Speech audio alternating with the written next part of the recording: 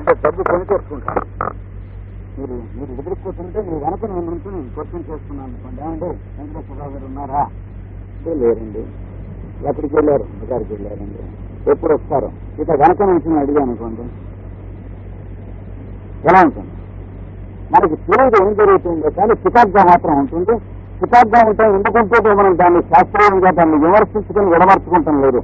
చికాగ్గా ఉంటుందంటే అనారోగ్యంగా ఉంటుంది. లోపల శరీరంలో ఉన్నటువంటి సామరస్యానికి భంగకరమైనటువంటి పరిస్థితిలో ఉంటుంది.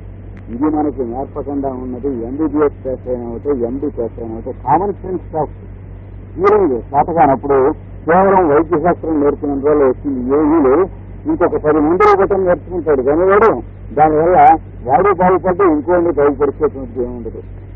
ప్రాక్టీషనర్స్ ని డాక్టర్స్ ని అబద్ధాల పేరుతో మనం పిలుస్తున్నాం కానీ డాక్టర్స్ హీలర్స్ తయారవరు. దీనివల్ల ప్రాక్టీషనర్సే తయారవుతారు. చూసారా? అందుకని ఏ యాంగిల్లో కూర్చుంటే ఒకరికి బాగుంటుంది. అలాగే ఇప్పుడు ఆ దేశాల్లో ఉన్నటువంటి వాళ్ళు హీలింగ్ ప్రాక్టీస్ చేసేవాళ్ళు అనుకోండి, సహజంగా అప్రయత్నంగా వాళ్ళు ఏం చేస్తారు? ఇలాగా ఇప్పుడు మనం ఇలా కూర్చున్నాం అనుకోండి, వాళ్ళు ఈ కూర్చుంటేనే ఇలా వరుసగా కూర్చుంటారు. కూర్చుంటే కాపీ పుస్తకాల్లో లైన్స్ ఉంటాయి చూడండి, ఆ మోస్తరుగా కూర్చుంటారు. కూర్చుంటే ఏమవుతుంది? మ్యాగ్నెట్లు సరైనటువంటి పద్ధతిలో ఒకదాని మీద ఒకటి చేరిస్తే మొత్తం ఒకే మ్యాగ్నెట్ లాగా ఎలా పనిచేస్తుందో అన్లైక్ పోల్స్ పద్ధతి ఆ రకమైనటువంటి ఒకనొక ప్రసారం మనలోంచి జీవ శక్తి ప్రసారం ప్రసరిస్తుంది. అంటే ఇలాగ ఒక రోలో కూర్చుంటారు, తర్వాత 2వ రోలో కూర్చుంటారు, 3వ రోలో. అంటే ఎవరు కూర్చోబెట్టడం వల్ల ఏం లాభం లేదు. చిన్న కూర్చోండి అన్నాం అనుకోండి, ఇప్పుడు మిమ్మల్ని అందరినీ నేను అలాగే ఇలా కూర్చోండి అన్నా అనుకోండి, ఏమీ ఉపయోగం ఉంది. కానీ స్వభావంలో ఏ రకమైనటువంటి మార్పు మనకి రావాలంటే ఎవరన్నా కూర్చుంటే వాడితో పాటు మనం ఏ పొజిషన్లో కూర్చోవాలో ఆ పొజిషన్లో మనం కూర్చుంటే కోసం మనం ప్రయత్నం చేసుకోవాలి. అలాగే ఒక 10 మంది చేరితే ఆ 10 మంది ఒక వరుసలో కూర్చుంటాం, ఒక చెప్పేవాడు ఒక చోట ఉంటాం. అప్పుడు ఇంకోటి చెప్పదలుచుకున్నప్పుడు వీడు ఆ వరుసలో వెళ్ళి కూర్చుని వాడొచ్చి ఇక్కడ కూర్చుని చెప్పడం ఇలాగో మనకి కొన్ని అప్రయత్నంగా మనకు జరుగుతూ ఉంటాయి. ఉపన్యాసం ఇచ్చేవాడు అంటే ఎత్తుగా కూర్చోబెట్టారు. ఇప్పుడు ఇక్కడ నన్ను కూర్చోబెట్టారు చూడండి, ఎందుకు ఉండాలి? అలా కాదు, సామ్యవాద సిద్ధాంతం ప్రకారం వాడు కింద కూర్చోవాలని అనుకోండి. మనది సోషలిస్టిక్ ప్యాటర్న్. ఉపన్యాసం ఇచ్చేవాడు కూర్చుంటాం అనేది ఆటోక్రసీ మేము ఒప్పుకోమన్నారు అనుకోండి. వాడి మొహం వీళ్ళకి కనిపించదు, వీళ్ళ మొహం వాడికి కనిపించదు. ఒకటి కామన్ సెన్స్. తర్వాత ఒక విషయం చెప్పుకుంటున్నప్పుడు చెప్పుతున్న వాళ్ళలోంచి వింటున్నటువంటి వాళ్ళలోకి ఏమిటి వస్తుంది? ఇవి మనం ఆలోచించడం సామాన్యంగా అండర్స్టాండింగ్ అంటుందండి. అండర్స్టాండింగ్ అంటే ఏం జరుగుతుంది? మనం దానికి అండర్స్టాండింగ్ గా ఆలోచిస్తున్నాం కనుక మనకేమీ తెలియటం లేదు. అంటే అర్థం అవటం అంటే ఏం జరుగుతుంది? వాడిలోంచి మనలోకి ప్రజ్ఞామయమైనటువంటి ఒకనొక ప్రవాహం ప్రవహిస్తూ ఉన్నది. మీరు మాట్లాడుతున్నప్పుడు మీలోంచి నాలో ప్రవహిస్తుంది, నేను వింటూ ఉంటే. నేను మాట్లాడుతున్నప్పుడు మీరు వింటే నాలోంచి మీలో ప్రవహిస్తూ ఉన్నది. మ్యాగ్నెట్ లో 2 పోల్స్ లాగా పోలారిటీ పనిచేస్తూ ఉన్నది మన అందరిలో. ఇది పనిచేస్తూ ఉన్నప్పుడు దీన్ని సవ్యంగా పని చేయించడం అంటే నేను చెబుతున్నప్పుడు మీరు ఎలా అయితే వింటున్నారో మీరు చెబుతున్నప్పుడు కూడా నేను అలాగే వింటూ ఉంటాం. అలా కాకుండా అందరం కలిసి మాట్లాడామనుకోండి, ఎంత ఇంపార్టెంట్ థింగ్స్ మాట్లాడినా ఎవరికి చెప్పేది ఎవరికి పోకూడదు. అంటే ఈ పొలిటికల్ గా నినాదాలు చేస్తే ఏం జరుగుతుందో అంతే జరుగుతుంది. ఇప్పుడు రోడ్డు మీద 1000 మాటలు అరుస్తాడు వాడు నినాదం. 1000 ఎన్ని ఎక్కువ మాటలు అరిస్తే అంతే అక్కడ. చూడండి, ఇలా వరదలాలి, ఇలా నశించాలి, ఇలా మానేయాలి. ఎవరికి తనకైనా చెప్పు, తనకైతే ఎక్కర్లేదు కదా. అంటే criminal waste of human energy. అంటే ఎకానమీ లేదు. హీలింగ్ ఆపోజిట్ గా పనిచేస్తున్నాం అనమాట. ప్రశాంతమైనటువంటి వాతావరణాన్ని సృష్టించుకునేటువంటి పద్ధతి నుంచి వ్యతిరేకమైనటువంటి వాతావరణాన్ని ఇంకేత శాస్త్రీయంగా దీన్ని మనం దాన్ని పరిశీలన చేసుకోలేకపోతున్నాం కనుక ఊరికే ఒక వరుసలో అట్లా కూర్చుని ఒక 5 నిమిషాలు కూర్చుని చూడండి, కళ్ళు మూసుకుని. మీరు ఏమీ చేయనక్కర్లేదు. మీలోంచి యోగశక్తి ఫ్లో అవుతుందో లేదో మీరు చూసిన అవసరం. ఫ్లో అవుతుంది, ఏం చేయక్కర్లేదు. ఏ మంత్రం చేయాలి, ఏ మంత్రం చేయక్కర్లేదు. ఏ జపం చేయాలి, ఏ జపం చేయక్కర్లేదు. ఇంచేత సహజంగా ఉన్నది వాడు మీలో. ప్రతి ఒక్కళ్ళలోనూ శరీరంలో ద్రవ్యమయ, శక్తిమయ, ప్రజ్ఞామయములు మూడింటి యొక్క సమన్వయం ఉన్నది. ఆ సమన్వయం ఉన్నటువంటి దాన్ని ఇంకా కొంచెం సమన్వయంలో పెట్టి మనం కూర్చున్నాం. కూర్చునేటప్పటికి ఏమవుతుంది? ఆటోమేటిక్గా అది ఫ్లో అవుతుంది. దానికి కొంచెం అందరం కలిసి ఒకే రకమైన అభిప్రాయం, అదే మెడిటేషన్ అంటే. ఇంకేం లేదు. ధ్యానం చేయటం అంటే ఏంటంటే అందరూ ఒకే అభిప్రాయాన్ని నమూనాగా ఒక పావు గంట, 10 నిమిషాలు, 5 నిమిషాలు చేయటం. ఎందుకు నమూనాగా చేయటం? 24 గంటలు దీన్ని అమలు పరచుకోవటం కోసం. ఎవడైతే మనతో ఏకీభవించని వాడు ఉంటాడో వాడి మీద దీన్ని అభ్యాసం చేసుకుంటాం కోసమును, వాడితో సామరస్యం కూర్చుకుంటాం కోసమును ఈ ప్రాక్టీస్ అంతా. అంతకంటే ఇంకేం లేదు. రోడ్డు మీదకి పెడితే వాడికి మనకి అభిప్రాయం పడనటువంటి వాళ్ళు ఉంటారు. మనం అంగీకరించని వాడు ఉంటాడు. మీరు చెప్పింది నేను అంగీకరించను, మీరు చెప్పింది నాకు ఇష్టం లేదు అనేటువంటి వాళ్ళు ఉంటారు. వాళ్లతో మీరు వ్యవహరిస్తూ ఉన్నప్పుడు మీ రక్తం వేడెక్కకుండా ఉండటానికి, మీ నరములు అలసట పడకుండా ఉండటానికి, మీ శరీరంలో ఉన్నటువంటి యంత్రం ఉన్నదే అది ఎక్కడిది? చాలా అమూల్యమైనటువంటిది దేహం అనే యంత్రం. అది మనకు ఇవ్వబడ్డది కానీ మనం కోరితే వచ్చింది కాదు. It is a gift. అది గమనించుకోవాలి. మరి కోరితే వచ్చింది అయితే ఇంకోటి రమ్మనండి. నాకు ఇంట్లో 2 సిలిండర్లు అవసరం గ్యాస్కి అన్నాడు ఆయన. 2 సంతకాలు పెడితే ఒక్కప్పుడు దొంగతనంగా 2 సిలిండర్స్ నాకు కొట్టేయచ్చు, కానీ 2 శరీరాలు రమ్మంటే ఎక్కడి నుంచి వస్తాయి? ఎంత వాల్యూబుల్ చూసారా శరీరం. మరి ఇది ఎక్కడి నుంచి వచ్చింది చెప్పలేము. ఇంపోర్టెడ్ సరుకు, అన్నోన్ ల్యాండ్ నుంచి. అందుకనే స్పేర్ పార్ట్లు లేవు. ఇందులో ఏదన్నా శస్త్రచికిత్స సర్జన్ దగ్గరికి వెళ్తే ముక్క తీసేయగలడు, కానీ ఇంకోటి గుండెకాయ పెట్టినా ఏం లాభం లేదు. ఇంకోటి కిడ్నీ పెట్టినా వాడు మంచం మీద ఉండాల్సిందే కానీ పని చేసుకోలేడు. ఇవన్నీ దొంగ కబుర్లు తప్ప ఊరికే నా గొప్ప చూసుకో, వైద్యశాస్త్రం గొప్ప చూసుకో అంటానికి పనికొచ్చేవి తప్ప ఎవడు చేయించుకున్నాడో వాడికి పనికొచ్చేవి కావు. ఇలా ఎవడన్నా గుండె పెట్టించుకున్నాడు అనుకోండి, ఆ పెట్టించుకున్నవాడికి పనికొచ్చేది కాదు, పెట్టేవాడు గొప్పదనం చూపించడానికి పనికొచ్చేది. అంటే కామన్ సెన్స్ తో ఆలోచిద్దాం మనం, కోపడకండి. అలాగే కిడ్నీ ట్రాన్స్ప్లాంటేషన్ చేయించుకున్నాడు అనుకోండి, చేయించుకున్నవాడికి పనికొచ్చేది కాదు, వాడు మంచం బతికినా చేసినటువంటి వాడి గొప్ప చూపి అబ్బా కిడ్నీ ట్రాన్స్ప్లాంట్ చేసేస్తాను. వైద్యం చేసేవాడికి సంబంధించిందా, చేయించుకున్నవాడికి పనిపెట్టవలసిందా? Common sense. వైద్యం రోగిగా డాక్టర్ చేయండి అంటే బేసిక్ కామన్ సెన్స్ పోతుంది ఇక్కడ. మనం అక్కడ జాగ్రత్తగా చూసుకుని ఆలోచించినట్లయితే ఈ శరీరంలో ఉన్నటువంటి ఆ సామరస్యాన్ని మళ్ళీ స్థాపించుకుంటాం చేసే ప్రయత్నం. ఎదటివాడు మన మాట అంగీకరించిన వాడితో మనం మాట్లాడుతున్నప్పుడు దీంట్లో నీరసం రాకుండా, దీంట్లో అలసట రాకుండా శాస్త్రీయమైన అభ్యాసం చేయటం. అందుకు మనం మెడిటేషన్, ప్రేయర్ మొదలైనటువంటివి చేస్తూ ఉన్నది కూర్చొని. అంటే those who disagree with us, అప్పుడు వాళ్ళతో మనం డిజగ్రీ కాకుండా ఉంటామని ఆర్ట్ నేర్చుకోవాలి. వాడు చెప్పింది అలా చేసేయమని కాదు, డిజగ్రీ కాకపోవటం అంటే. వాడితో నువ్వు టెన్షన్ పడ్డట్టయితే నీ టెన్షన్ నీకే బాధ, వాడి టెన్షన్ వాడికే బాధ, కానీ నీ టెన్షన్ వల్ల వాడికేం బాధ లేదు. నీకు వాడి మీద కోపం వచ్చినంత వల్ల నీకే నష్టం, వాడికి వస్తే రాని. ఇది చేతవాలి. రాగద్వేష యుక్తానం చెప్పాడు కదా, రాగద్వేషం లేకుండా ఉన్నటువంటి వాళ్ళకి, ప్రశాంత చేతస్కులైనటువంటి వాళ్ళకి సరే అది వాడు బ్రహ్మభూతుడు అవుతున్నాడు అన్నాడు. అంటే ఆత్మ బ్రహ్మ అవ్వాలంటే ఏమవుతుంది? అయం ఆత్మ బ్రహ్మ, ఇందులో ఉన్నటువంటి ఆత్మ, చుట్టూ ఉన్నటువంటి బ్రహ్మ అనేటువంటి సంగతి తెలియాలంటే ఈ ప్రాక్టీస్ కావాలి. బ్రహ్మాహమస్మి అన్నాడు. అహం అంటే నేను అనేది, ఆత్మ అంటే తాను. ఇది పరబ్రహ్మగా తెలియాలి. తెలిసి పరబ్రహ్మగా జీవించాలి. జీవించాలంటే జనచర్య దగ్గర నుంచి మనకి అప్రయత్నముగా క్రమబద్ధం, బుద్ధిపూర్వకంగా క్రమబద్ధం చేసుకోవాలి. ఇంకొకళ్ళు మనల్ని క్రమబద్ధంగా కొంతకాలం పెట్టాలి. మొట్టమొదటిలో పిల్లకాయల్ని నువ్వు ఇక్కడ కూర్చో, లేకపోతే కొడతాను, లేకపోతే ఇక్కడికి వెళ్ళిపో అనేది మొదటి చూతాను, కొట్టకుండా. తర్వాత కొన్నాళ్ళు అయిన తర్వాత వాళ్ళంతటా వాళ్ళు ఇక్కడ బుద్ధిపూర్వకంగా కూర్చునేటువంటిది ఏదన్నా మన దగ్గర క్రమశిక్షణ ఉంటే అది క్రమశిక్షణ అని అర్థం. లేదా 10 ఏళ్ళు పోయినా సరే వాడిని కూర్చోమంటే నుంచుంటే వాడు బుర్ర మీద కొడితే మళ్ళీ కూర్చుని అది ఏం లాభం లేదు. దానివల్ల మన చేసుకునే యోగాభ్యాసం మొదలైనటువంటివి కూడా దానికి సంబంధించినటువంటివి కనుక ఆఫీస్కి వెళితే 10ంటికి ఆఫీస్ అయితే 2 నిమిషాలు తక్కువ 10ంటికి మన సీట్లో మనం వెళ్ళి కూర్చుంటాం అనేది ఎదుటివాడి కోసం కాదు, మన కోసం అని తెలియాలి. ఆ 10ంటికి ఆఫీస్కి వెళ్తానికి ఎంత టెన్షన్ పడతాడో ఆ టెన్షన్ పట్టడం మానేసి వెళ్ళటం నేర్చుకోవాలి. ఏమండి, సాయంత్రం 6ంటికి ప్రేయర్ చేసుకుందాం. 6ంటికి ప్రేయర్ చేసుకోవాలంటే సరిగ్గా 2 నిమిషాలు తక్కువ 6ంటికి అగరత్తులో పట్టుకొచ్చి బలవంతాన్ని వెలిగించి కడుపుతూ కూర్చో ఏం లాభం లేదు, టెన్షన్ వచ్చేసి. ఇంకో 2 నిమిషాలు ముందు నుంచి మీరు చేసుకునేది దినచర్య మార్చుకుంటూ వస్తే అప్రయత్నంగా 6ంటికి కళ్ళు మూసుకుని కూర్చుంటారు.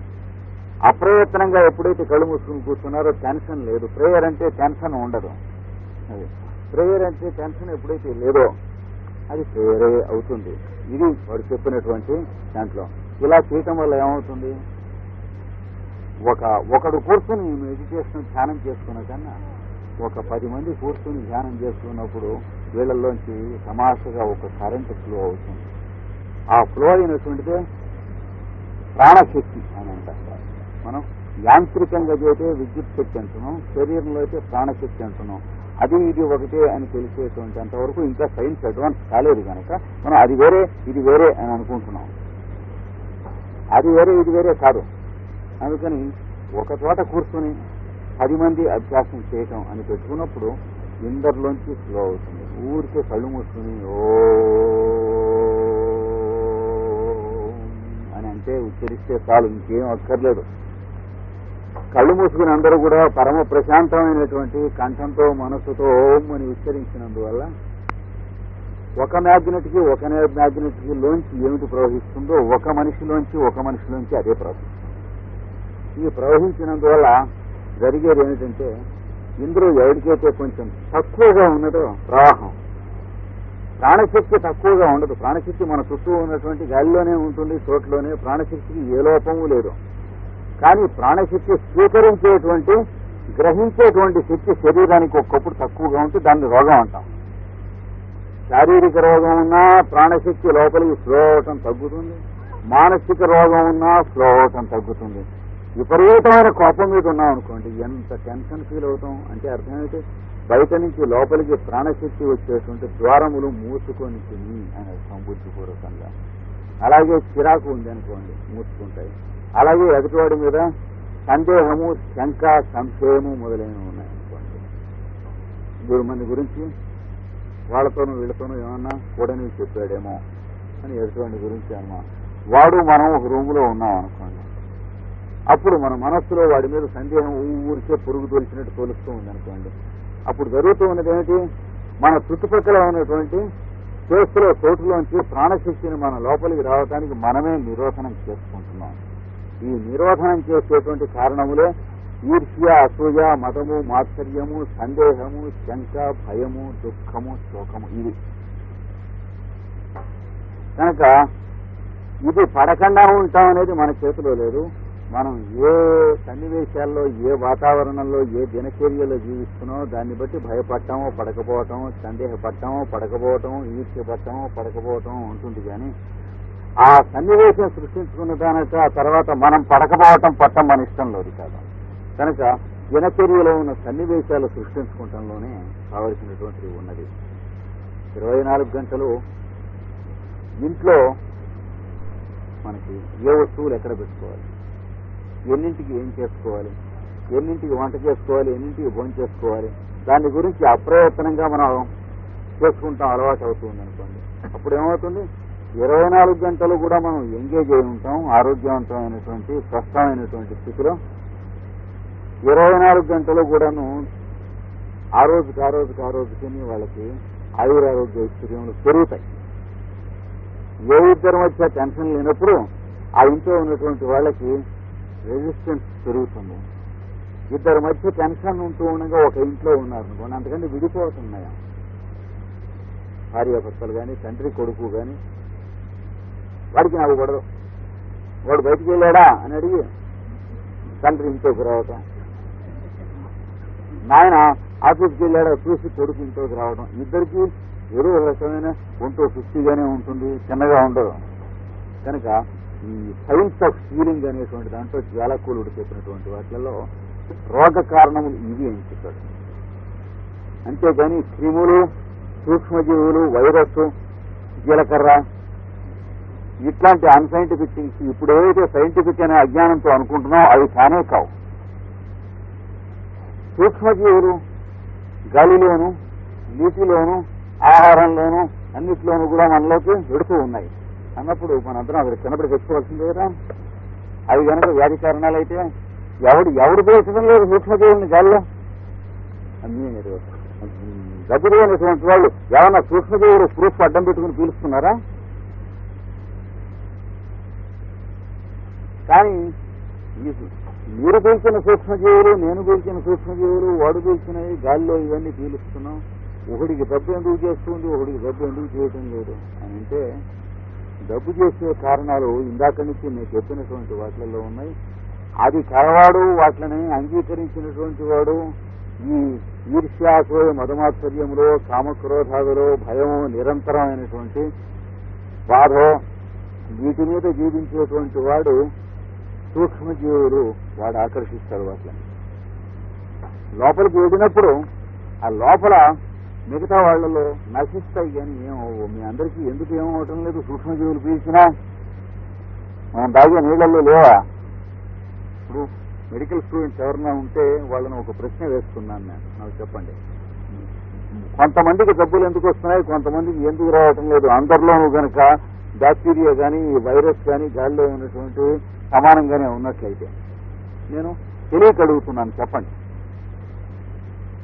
మెడికల్ స్టూడెంట్స్ ఎవరన్నా ఉన్నట్లయితే సమాధానం మీ దగ్గర ఉన్నట్లయితే చెప్పండి. లేకపోతే ఇద్దరం కలిసి మూడో వాడిని అడుక్కుందాం సమాధానం. ఎందుకంటే 5 ఏళ్ళు చదువుకున్నా మరి పేషెంట్స్ మీద బతకటం, అడుక్కు తింటూ బతకటం తప్పటం లేదు కనుక డాక్టర్స్కి మళ్ళీ అడుక్కున్నాం సమాధానం కోసం కూడా. ఉద్యోగం కోసం అడుక్కుంటాం, పేషెంట్స్ దగ్గర ఫీజు అడుక్కుంటాం. ఇవి లేకుండా బతకడం వీలు లేకుండా ఉంది కనుక సమాధానం అడుక్కుంటాం. పెద్ద నష్టం ఉంది. ముష్టి ఎలాగైతే ఒక అడుక్కుందాం. దీనికి సమాధానం ఇప్పుడున్న వైద్య శాస్త్రంలో లేదు. ఎందుకంటే ఇది ఆరోగ్య శాస్త్రం కాదు, రోగశాస్త్రం కనుక. ఆరోగ్య శాస్త్రం ప్రకారం మనకి మనస్సు పరమ ప్రశాంతిగా ఉన్నప్పుడు మిమ్మల్ని అటాక్ చేయవు బ్యాక్టీరియా కానీ, వైరస్ కానీ, సూక్ష్మజీవులు. ఈర్ష్యాసోయ మదమాత్సర్యాలు లేనప్పుడు ఏమి చేయవు మన దగ్గరికి. దానికి తగ్గట్టు ఇంకా కొంచెం ఆ సిటీలో ఉన్న పొల్యూషన్ లేకుండా వీటికి దూరంగా ఉండేటువంటి వాడు ఇంకా ఆరోగ్యంగా ఉంటాడు మనకంటే.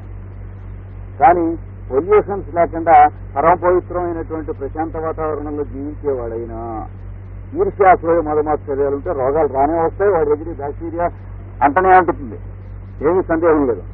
ఎందుకంటే అంటు వ్యాధులు క్రిమి కీటకాదుల వల్ల వచ్చేవి కనుకైతే మొట్టమొదటి వాడిలో మైక్రోబ్ ఎలా పుట్టింది? బ్యాక్టీరియా. వాడికి వీడికి వచ్చింది, ఒప్పుకున్నాం. కలరా వాడికి వస్తే వాడిని ముట్టుకుంటే వీడికి వచ్చింది. అసలు మొదటి వాడికి ఆడమ్ అండ్ ఈవ్కి కలరా ఎందుకు వచ్చింది?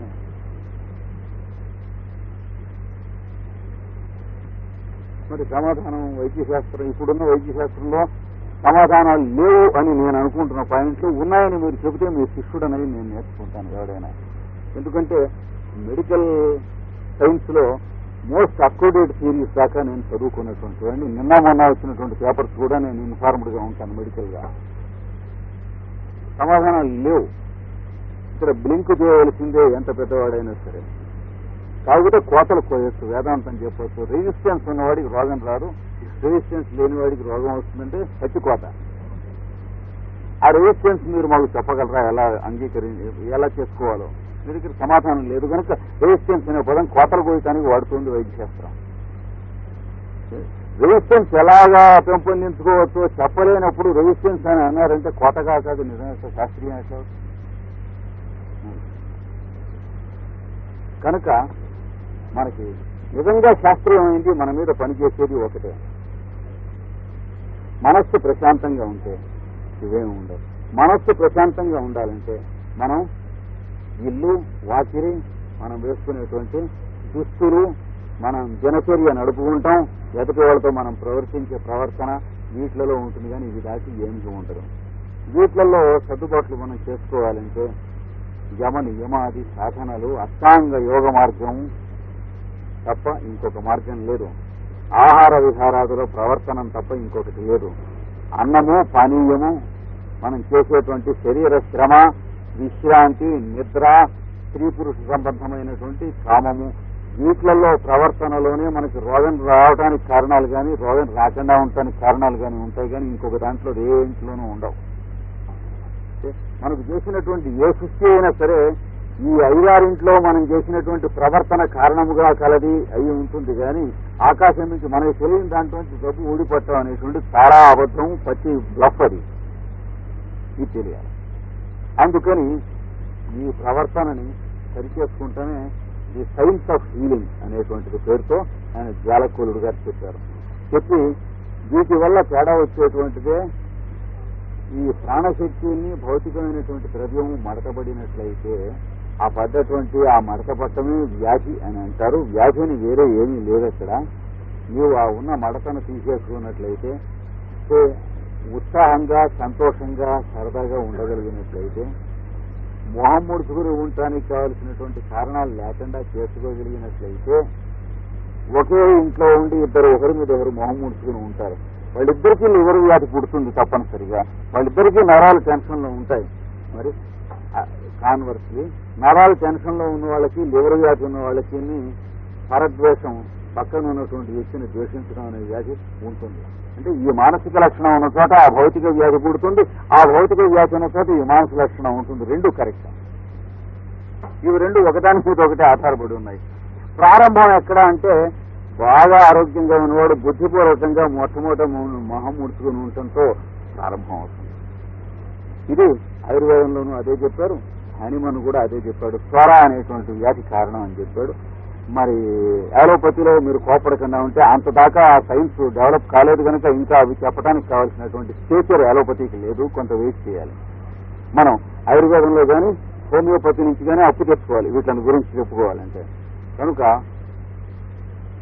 నిత్య జీవితంలో ఉన్నటువంటి పరిశుద్ధి, శరీర పరిశుద్ధి, తెల్లవారుజాము లేవటం, బ్రాహ్మీ ముహూర్తే బుద్ధేత, బ్రాహ్మీ ముహూర్తంలో మేలుకోండి నాయన.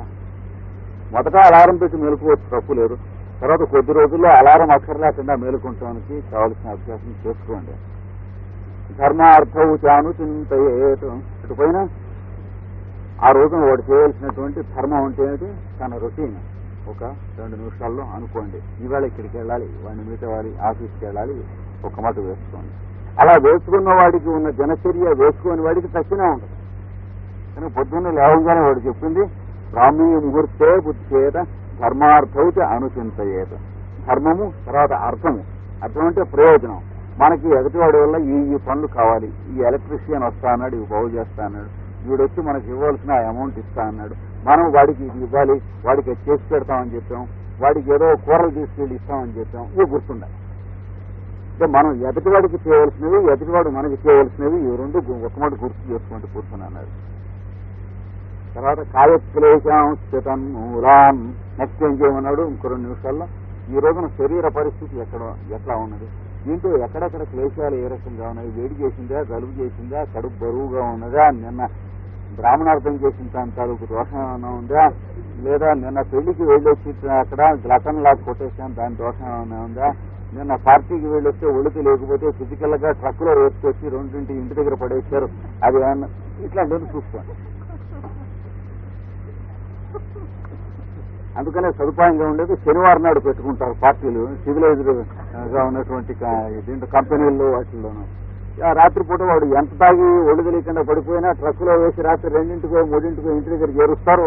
మర్నాడు తెల్లవారుజామున 12కి లేచినా ఇబ్బంది లేదు, ఆదివారం కనుక. అలాంటి దాని వల్ల ఎలా ఉన్నది, నిన్న మనం చేసుకున్నటువంటి దానివల్ల, తిన్నటువంటి తిండి వల్ల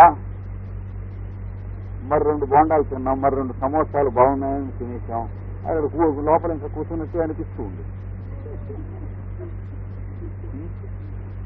అది కాయక్లేశములు అంటే అవి. దాని ఉరాన్ అంటే వాటి కారణములు. అంటే ఎంచేత ఇది వచ్చింది, రేపు మళ్ళీ రిపీట్ చేయకుండా రేపు కొంచెం తక్కువ తిన్నాను 2 ముద్దలు. ఆయుర్వేదంలో ఒక ముక్క చెప్పాడు. బంగాళదుంపలు, తర్వాత జీడిపప్పులు, బాదం పప్పులు, పిస్తా పప్పులు,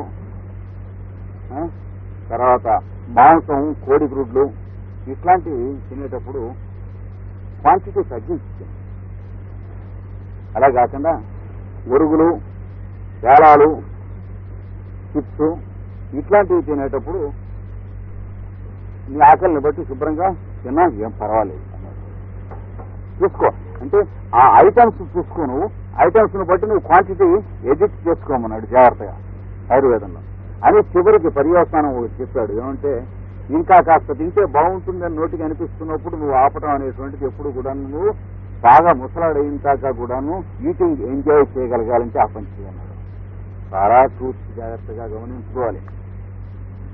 చెప్పిందంటూ ఎంత విలువ కట్టలేం.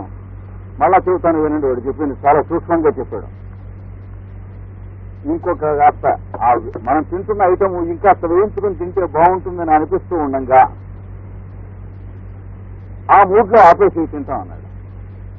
అలా కాకుండా మొహం వచ్చిన మూడ్లో ఆపేస్తే నీకు 40-45 సంవత్సరాల వయస్సు దగ్గర నుంచి నీకు ఈటింగ్ లో అదృష్టం తగ్గిపోతుంది. వాడికి నీకు కొన్ని పెద్ద పెద్ద ఫ్యాక్టరీలు ఉన్నా, కొన్ని ఇండస్ట్రీస్ నీ పేరు ఉన్నా డాక్టర్ వచ్చి నువ్వు రైస్ తింటే వస్తావని చెబుతాడు. చూసారా? అంటే వీడికి జాతకంలో ద్వితీయంలో శని ఉంటాడు, వాడే ఆ డాక్టర్ అంటే వాడు వచ్చి చెబుతాడు, తినద్దని చెబుతాడు.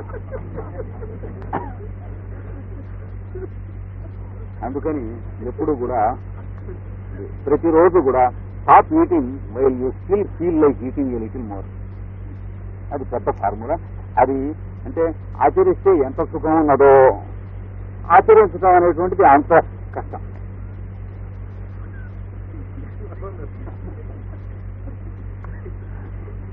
ఆచరిస్తే సుఖం ఉన్నటువంటి అన్ని కూడాను ఆచరించడానికి అంత కష్టంగా ఉంటాయి. కష్టం అంటే కాయ కష్టం ఏం లేదు, ఇంకా తింటేనే కాయ కష్టం. ఆ కాస్త తినకుండా ఉంటే శరీరం 24 గంటలు హాయిగానే ఉంటుంది. కానీ ఆ కాస్త 24 గంటలు శరీరం దుఃఖపడుతూ ఉంటానికైనా ఒప్పుకుంటాం, కానీ ఆ రెండో ముద్ద తినకుండా ఉంటానికి ఒప్పుకోం. వాడు ఇలాంటివి వాడు మనకి హీలింగ్ అనేటువంటి దాంట్లో ఆయన జ్వాల్కూల్ గారు బాగా ఇచ్చాడు. అంటే ఆయుర్వేద శాస్త్రంలోంచి, యోగ శాస్త్రం నుంచి తీసుకుని కొటేషన్స్ గా ఇస్తే మనం చదవం. ఎందుకంటే వాడు ఇస్తుంది పాశ్చాత్యులకి. ఎందుకంటే భారతీయులు రేపు గాడిదలలో పాశ్చాత్యుల దగ్గర నేర్చుకుంటారు, కానీ వాళ్ళు సొంతంగా నేర్చుకునే తాహత పోయింది. అంచేత ముందు వాళ్ళకి నేర్చుకున్నాడు. ఈసాట్రిక్ హీలింగ్ ఎవరికి ఇచ్చాడు ఆయన? యూరోపియన్స్కి ఇచ్చాడు మొట్టమొదట. కాబట్టి నిలబడి ఉంది, లేకపోతే ఆ పుస్తకం వెళ్ళిపోయి ఉండేది. మన దేశంలో వేదాలు ఎందుకు నిలబడి ఉన్నాయి? ఫారినర్స్ మొట్టమొదటి ఎగ్జిట్ చేసి వచ్చేసారు, కానీ మనం తెచ్చుకుని మళ్ళీ వచ్చేస్తున్నాం ఇంకా 50 ఏళ్ళ నుంచి. లేకపోతే పుస్తకాలు ఉండేవిగో. అది కూడా మన జాతిలో ఉన్న దౌర్భాగ్య లక్షణాలు కూడా మనం గుర్తు చేసుకోవాలి.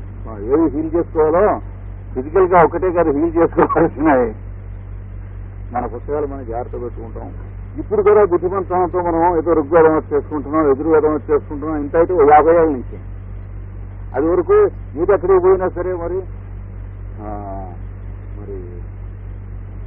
ఆయన ఎవడో తాగుతాట తింటాట అనేటువంటి అమెరికా వాడు పుస్తకం రాసినా సరే మన దేశంలో మనకి పట్టలేదు కదా.